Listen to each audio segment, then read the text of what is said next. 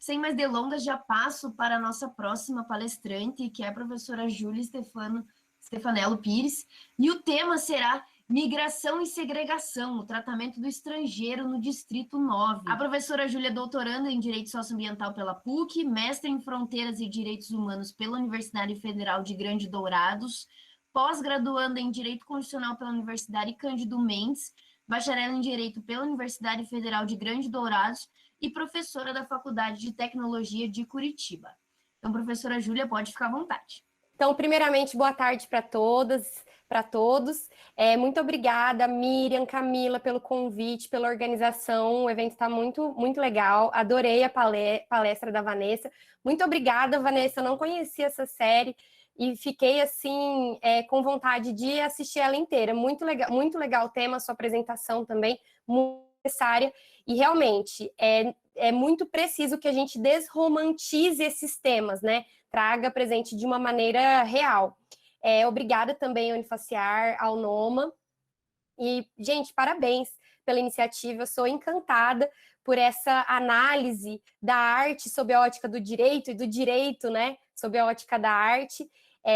Eu venho de um mestrado interdisciplinar, então essa análise, a gente sair um pouco de uma análise técnica e de um estudo mais assim, focado apenas no direito em si, é muito necessário, é muito preciso para que a gente compreenda e traga para a nossa vida, para os nossos debates.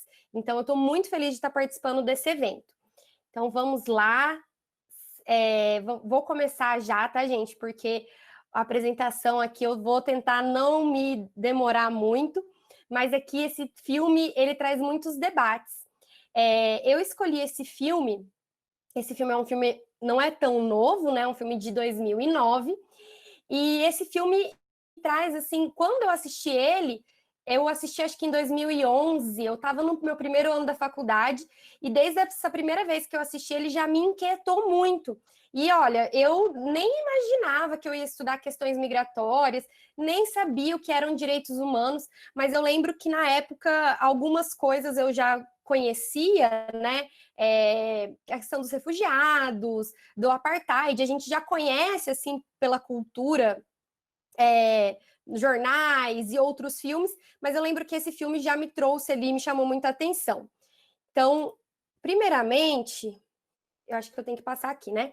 Primeiramente, eu vou passar uma ficha técnica dele, porque uma das coisas que chama atenção nesse filme, ele é um filme de 2009, o diretor é um diretor sul-africano, mas uma das coisas que chama atenção nesse filme é justamente o fato dele ser uma ficção científica de baixo custo, né? Ela, para os parâmetros de Hollywood, não tem um custo alto e entrega uma excelência de produção.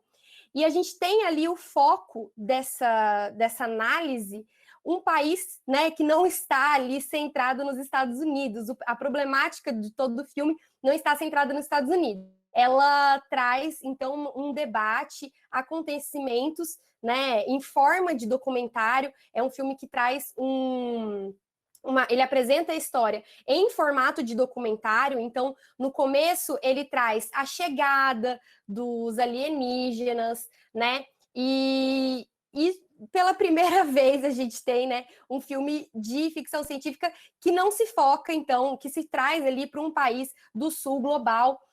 Isso é uma das coisas que chama bastante atenção, justamente por mostrar um país que já tem as suas problemáticas locais enfrentando ali um outro problema. Então, ele traz essa análise, essa apresentação da temática de uma ficção científica, mas ele traz um olhar, assim, um estudo sociológico, antropológico, né, daquela situação.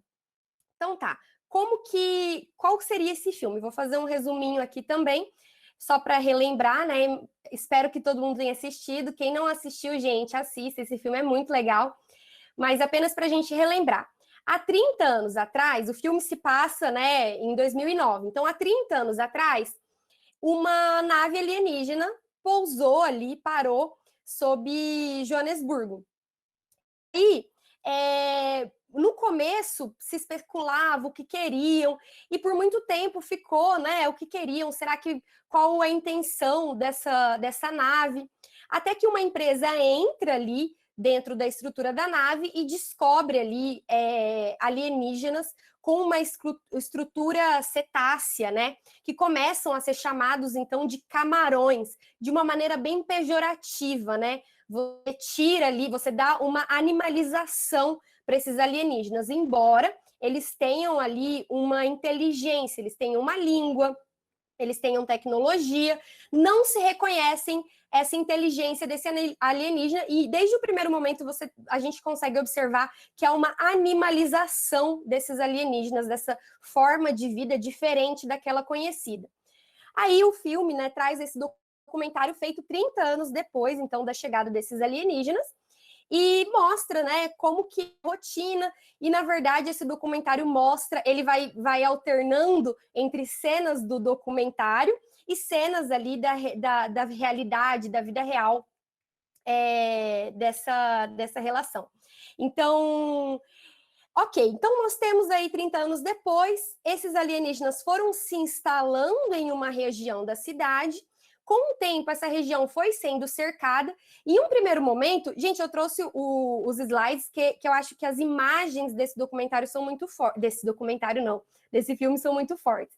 Em um primeiro momento, a gente observa que toda a humanidade, toda a população da Terra tem uma abordagem amistosa, né? Nossa, o que eles querem? Tem ali um período de confraternização, de intenção de se relacionar pacificamente. 30 anos depois, a gente vê que a realidade não é essa, não foi esse tipo de relação que se firmou. A gente tem ali uma subjugação dessa raça diferente da raça humana, e eles passam a viver, então, de uma maneira marginalizada, né? Então, aí, durante o filme, né, também não vou dar aí o spoiler final, mas a gente vai acabar debatendo um pouquinho sobre como se desenrola, mas a gente tem, então, esse documentário também como uma forma de propaganda, de promoção do campo de refugiados que eles vão fazer para esses alienígenas, para retirarem eles ali do centro da cidade. Aí, eu gostaria de fazer os pontos iniciais dessa discussão com vocês. Primeira coisa, esse filme, ele é baseado na história do Distrito 6, que era uma região, né, da população negra delimitada, não era uma região da população negra, era uma região que era delimitada para a população negra na cidade do Cabo. Então, a gente tem ali um longo período na história da África do Sul, o apartheid, né, em que você tem aí, há uma conversa aí que a gente tem junto com a palestra da professora Vanessa, mas a gente tem aí um período da história em que os negros eram considerados uma sub-raça e eram subjugados, consideravam-se detentores de menor direito, né, com menor espaço dentro daquela sociedade, como se não pudessem, né, como se não tivessem as capacidades da população branca. Então, esse filme, ele se baseia inicialmente na história desse Distrito 6, e na própria história do apartheid. A gente consegue observar, logo assim, em uma análise bem superficial, a gente já consegue observar esses elementos.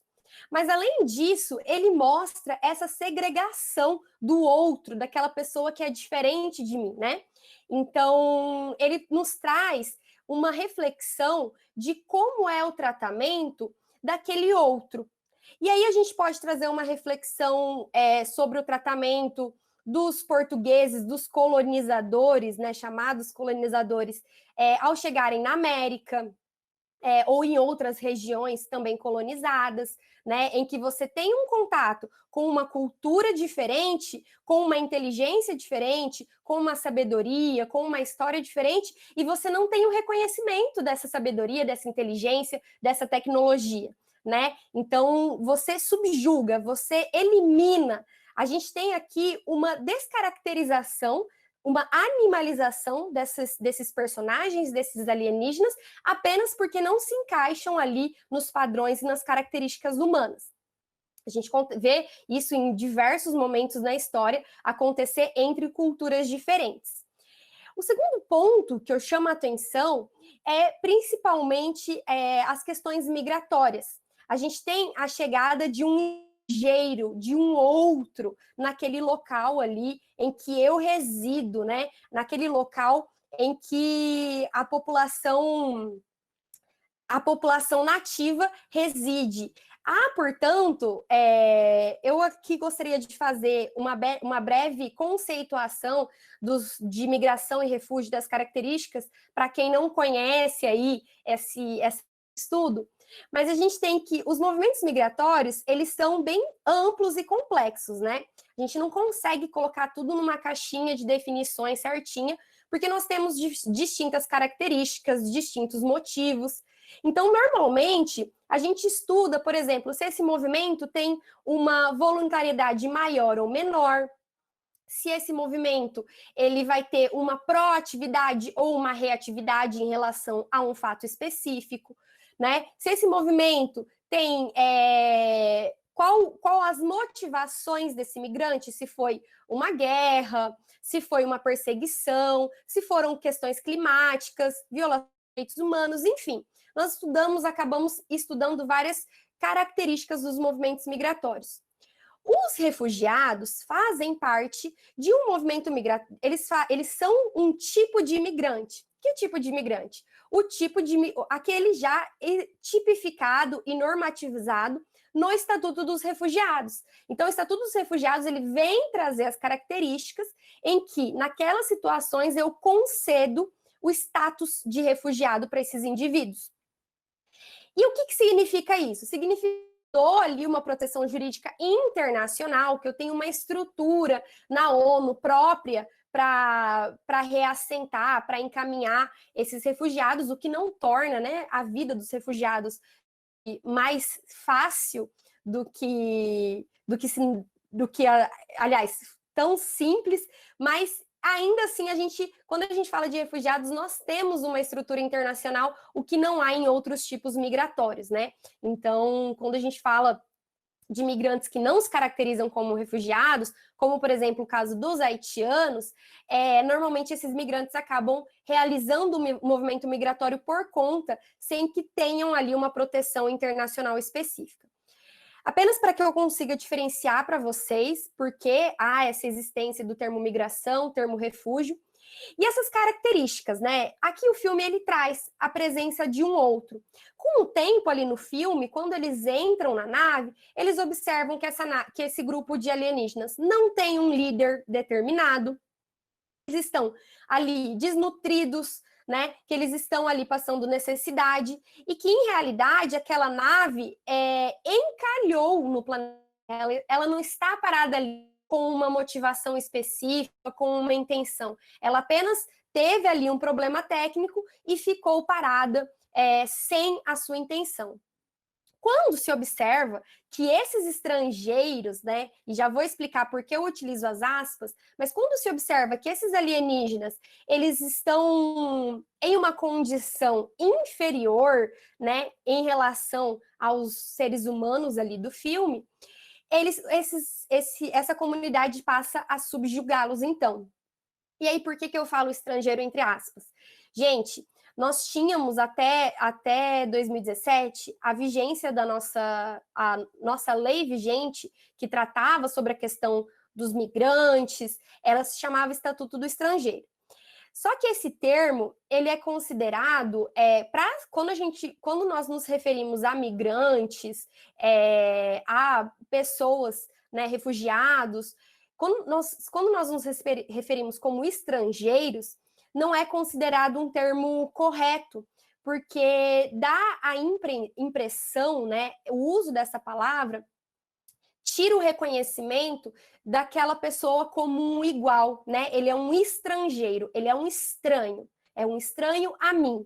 Você retira, então, a humanidade dessa pessoa como pessoa igual a você, né? Então, hoje em dia, nós falamos migrantes, refugiados, inclusive a nossa lei de imigração de 2017, ela traz essas conceituações específicas, ela conceitua ali, logo no começo da lei, os termos migrante, imigrante, emigrante, turista, né? Traz ali todas essas diferenciações do migrante, do turista, qual seria, então, a diferença desses termos. E aí, por que a gente tem essa... Por que nós teríamos esse dever, nós teríamos essa necessidade de acolher esse imigrante?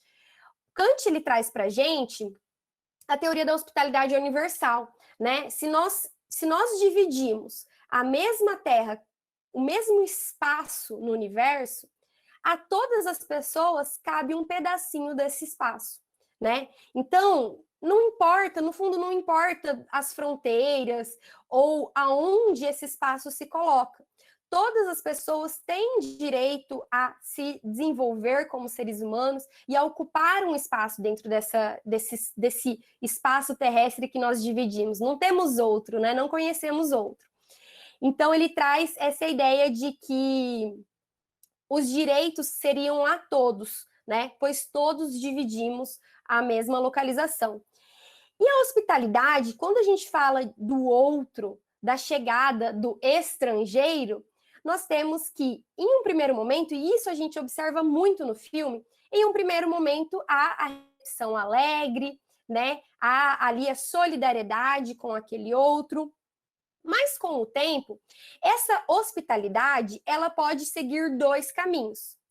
O primeiro, que é o caminho seguido no filme, que é a hostilidade, é a rejeição daquele outro. É quando você determina que aquele outro não pertence naquele mesmo espaço que o seu, ele não pertence ao meu espaço, ele não pode ocupar o meu espaço. Então você rejeita aquele outro naquela sociedade de acolhida. O outro caminho seria a integração desse outro, desse hóspede. Nesse caso, essa integração ela é condicionada à capacidade desse outro aprender o idioma, mostrar-se útil, então ele tem que trabalhar, ou então casar-se com os locais, né? Mostrar ali que ele está disposto a renegar a sua própria cultura e absorver a cultura daquele local de acolhida. Então, ainda quando a sua hospitalidade se transfere para uma integração, esse outro ele deve renunciar a algumas coisas e se mostrar ali disposto a realizar algumas condições para que ele consiga ser absorvido ser integrado por aquela sociedade. A gente observa dentro do filme que os estrangeiros, os outros, os camarões, né, eles não conseguem aprender a língua, né? Quem aprende a língua são os seres humanos. Os camarões, eles não aprendem a língua humana, não conseguem, talvez por uma limitação até física, né? Mas eles não aprendem o idioma local, eles não se mostram, né, úteis no sentido de mão de obra, né, no sentido de agregação dentro daquele, como os humanos esperariam que fosse. Então, eles passam a ser tratados com hostilidade, ok? E aí, a gente vê que essa segregação, ela traz uma desconsideração do outro, né? Aqui eu tenho algumas imagens do filme, em que eu tenho, por exemplo, ali na primeira imagem, na primeira, na segunda e na terceira imagem, a gente tem parque proibido para não humanos, banco apenas para humanos, uma parada de ônibus apenas para humanos, e aí a gente tem os elementos trazidos pelo apartheid, né, em que nós tínhamos bebedouros para brancos e pessoas de cor, né, ou para não brancos. Nós tínhamos assentos, até os espaços dos ônibus, eles eram demarcados de acordo com a coloração da pele da pessoa. Então, esses elementos do filme, eles deixam bem claro esse embasamento na segregação racial. E aqui a gente tem essa analogia feita de uma maneira muito explícita, né? Porque, de fato, os alienígenas, eles são de uma raça diferente, mas não quer dizer que seja uma raça inferior. E aqui eu pensei muito em como colocar esse slide, porque a primeira palavra que veio na minha cabeça é a despersonalização, né? Porque quando a gente fala de apartheid, quando nós falamos de de racismo, quando a gente não reconhece as culturas indígenas tradicionais, nós estamos falando de uma despersonalização, né? A gente retira ali a humanidade daquelas pessoas. Porém, aqui nós não estamos falando de seres humanos, né? Então, falar de uma despersonalização desses alienígenas não seria a palavra correta. E daí eu me coloquei a refletir, né? O que acontece aqui é uma desconsideração do outro. Então, pela diferença, como o outro ali, ele não partilha das mesmas formas de manifestar conhecimento ou de expressão, enfim, ou até porque ele está em uma situação ali de necessidade, uma situação de inferioridade, por estar necessitado, eu desconsidero a sua existência, eu desconsidero a sua inteligência, eu desconsidero os seus direitos, né? Eu desconsidero a sua cultura.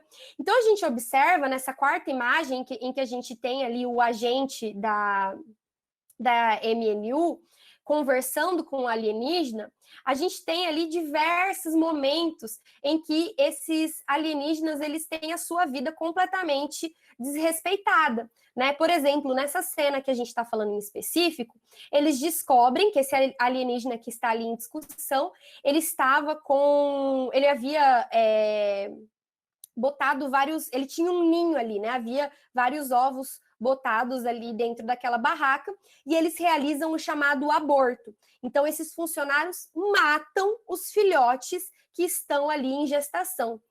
Gente, é tão absurdo, essa cena é tão absurda, porque apenas pela situação de vulnerabilidade, aquela população, aquela comunidade se sente no direito de decidir como vai se dar ou de que maneira vai se desenvolver a vida daquela população alienígena, né? Então há uma completa desconsideração daquela existência, né? Eu não considero a sua inteligência. Então a gente vê que em todo momento eles são tratados com deboche, com risadas, né? Os seus equipamentos, as suas tecnologias, é sempre tratado de uma maneira bem pejorativa. Então, você desconsidera aquela existência, com base apenas de que aquela existência é diferente, né, da existência humana.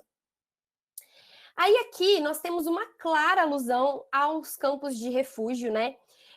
O campo de refúgio, ele é criado, né, a princípio, com o objetivo de dar ali uma localização, uma casa provisória para aqueles refugiados até que o reassentamento fosse feito de maneira definitiva. O reassentamento, pessoal, é quando eu reencaminho esses refugiados para um país em que ele possa ali se desenvolver como ser humano. Por exemplo, vamos supor que eu tenho aqui um grupo de refugiados que são agricultores.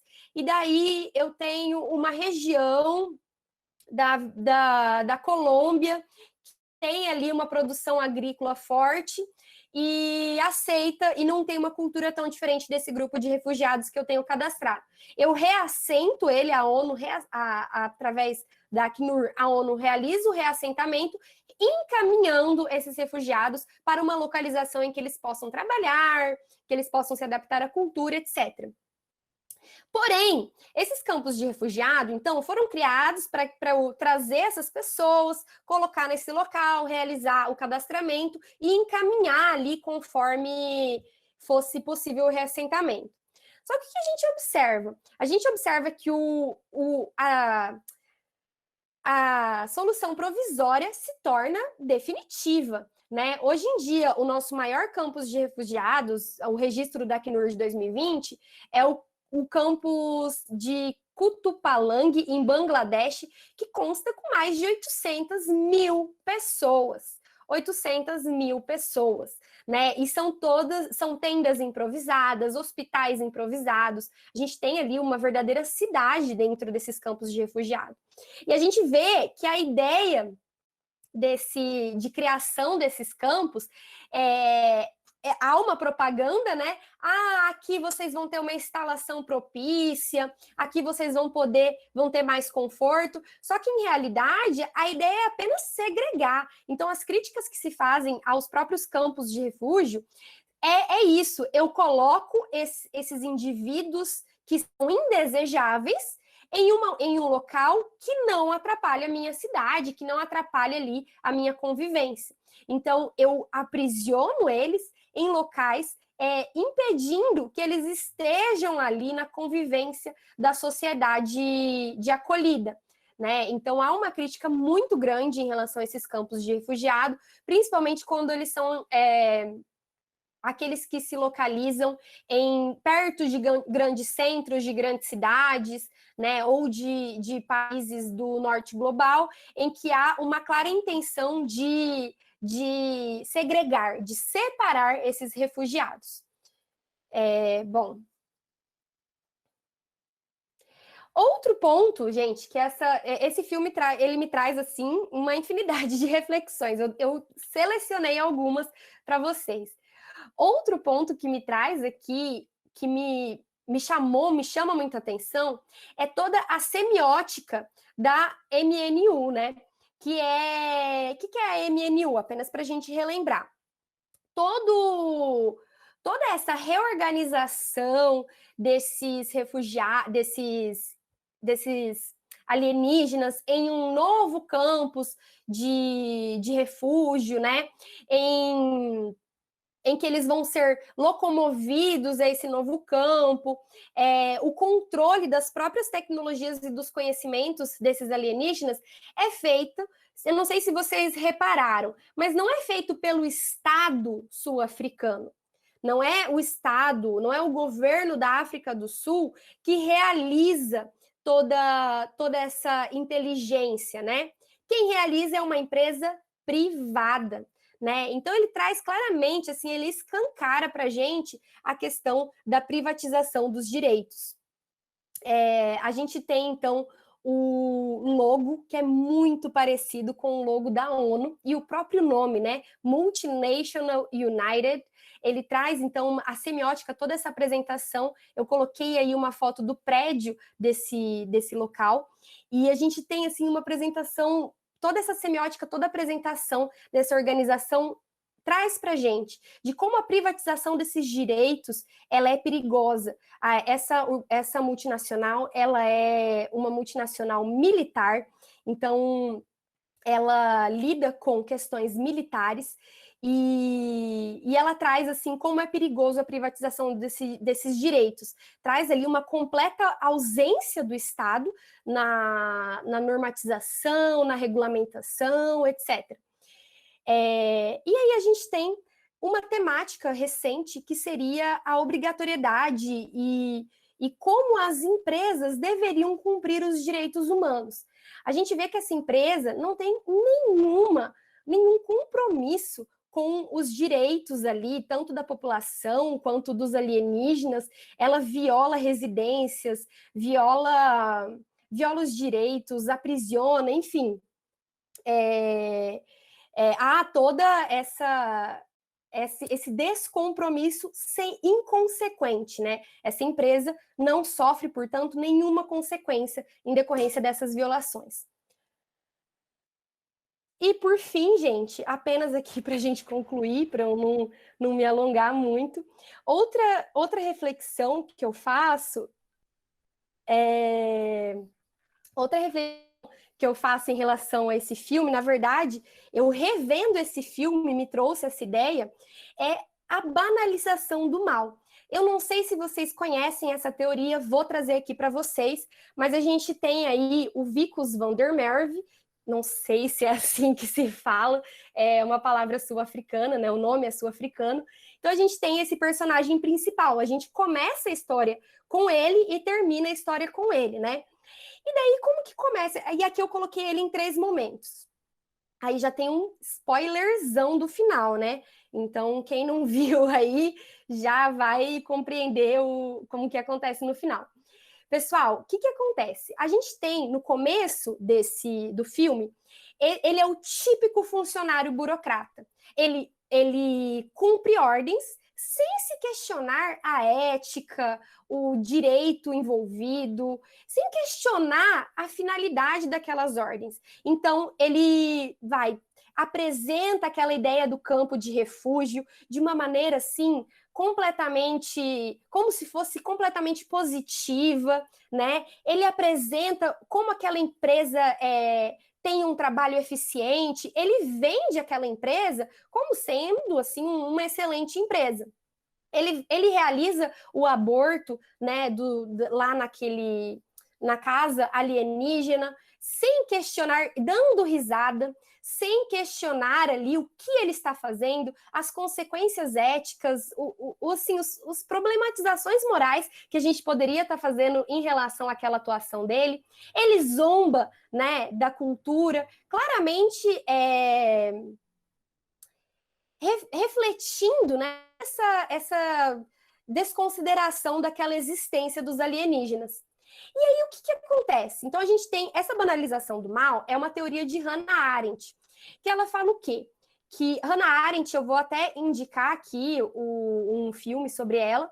A Hannah Arendt, quando ela foi uma judia, né, uma filósofa, ela era judia, na Alemanha nazista. Ela foi, inclusive, refugiada e foi apátrida, né? Ela perdeu ali a sua pátria com a ascensão do governo nazista. E daí ela queria compreender por que as pessoas se submetiam, né? Porque assim, o nazismo, ele não existe apenas na figura de Hitler, né? Ela queria compreender por que aquela máquina nazista era tão eficiente. Quem eram aquelas pessoas? E daí, no seu livro, o Eichmann em Jerusalém, que é o julgamento de um burocrata nazista. Eichmann era um burocrata que fazia ali, se eu não me engano, ou ele fazia a rota dos trens que levavam aos campos de concentração, ou ou ele autorizava as rotas, alguma coisa assim. Mas ele era um burocrata, ele apenas carimbava. E foi o julgamento, ele foi condenado, e ele, assim, se manifestava como se ele não compreendesse a gravidade daquilo que ele estava fazendo. E daí Hannah Arendt, ela fala que aí está a banalidade do mal. É na ausência de questionamento ético das nossas ações, das nossas atitudes. Então, o mal, ele não é profundo, ele é banal, ele é superficial. E por isso ele se espalha com rapidez, né? Esse personagem, ele traz exatamente essa banalidade do mal e o momento em que ele acorda. Porque durante toda essa parte do filme em que ele é apenas um burocrata, um funcionário cumprindo ordens, ele não se responsabiliza por nada, porque eu estou apenas cumprindo ordens do meu empregador. E aí, ele tem contato com aquela tecnologia alienígena que começa a o transformar em um alienígena. Então, ele passa a fazer parte daquele grupo que está tendo seus direitos violados. E começa a sofrer aquela opressão, aquela repressão. Ele começa a ser colocado em testes extremamente humilhantes. Ele começa a ser tratado de uma maneira completamente desumana, e essa desumanização dele é feita assim, não é feita apenas figurativamente, né? Mas ele de fato começa a perder os seus traços humanos, ele começa a se transformar naquele alienígena, e ele começa a sentir na própria pele o tanto que aquela empresa é violadora de direitos, o tanto que aquelas atitudes são humilhantes, são depreciantes, e ele começa a sentir aquilo. Né? Então, isso também me faz refletir muito como que, às vezes, enquanto a gente não se coloca no lugar do outro, aquela violação não parece tão grave, né? E ele só começa a sentir essa gravidade quando ele se coloca no outro lado. Ufa! Espero que eu não tenha falado muito rápido. Apenas para a gente terminar aqui, eu separei aqui algumas obras para que vocês continuem aí a análise de vocês entre direito e arte. A primeira é um documentário, chama Human Flow, é um documentário que seria gripe humana, né, basicamente, ou movimento humano. Aliás, movimento humano. É um documentário de um documentarista chinês. Gente, ele é excelente, ele tem... Procurem ele no Instagram, inclusive, ele tem várias obras de arte, ele é documentarista, artista, diretor, enfim. Ele tem várias exposições, se eu não me engano, o ano passado ele esteve em São Paulo. Recomendo que vocês pesquisem ele, eu sou apaixonada pelo trabalho dele. O segundo é uma obra cinematográfica baseada na história da Hannah Arendt, chama Hannah Arendt, Ideias que Chocam o Mundo, é um filme de 2006. Esse documentário, Human Flow, ele é de 2017, tá? Esse filme é de 2013. Ele é um filme que vai trazer um pouquinho da história da Hannah Arendt e ele aborda ali um pouco dessa vivência dela no julgamento de Eichmann em Jerusalém. Quem também quiser conhecer, ela tem o livro Eichmann em Jerusalém, é maravilhoso. E por fim, gente, para a gente trazer aqui uma cultura pop também, né? Porque a qualidade em todos os lados, eu sugiro que vocês, quem já conhece, reveja a saga Harry Potter, em especial os 2 últimos filmes. Eu também sou apaixonada pelo Harry Potter, mas em especial os 2 últimos filmes, e vejam as características de segregação, de exclusão, de desumanização, de desconsideração da existência dos trouxas, né, por parte do bruxo ali que significa o mal, né, que é o Voldemort. Então a gente tem todos esses elementos também nessa obra aí da cultura pop. Bom, eu espero que eu não tenha ocupado muito do tempo de vocês. Desculpem aí se eu falei rápido demais ou se eu falei alguma expressão, se eu fui me atropelando, porque eu estou tentando aqui não me prolongar muito. E aqui minhas redes sociais, se alguém tiver alguma sugestão de obra ou se alguém quiser saber um pouquinho mais sobre os pontos que eu abordei aqui, quiser alguma sugestão de obra artística ou científica, me chamem no Instagram, por e-mail, pelo Twitter, que eu converso com vocês, ok?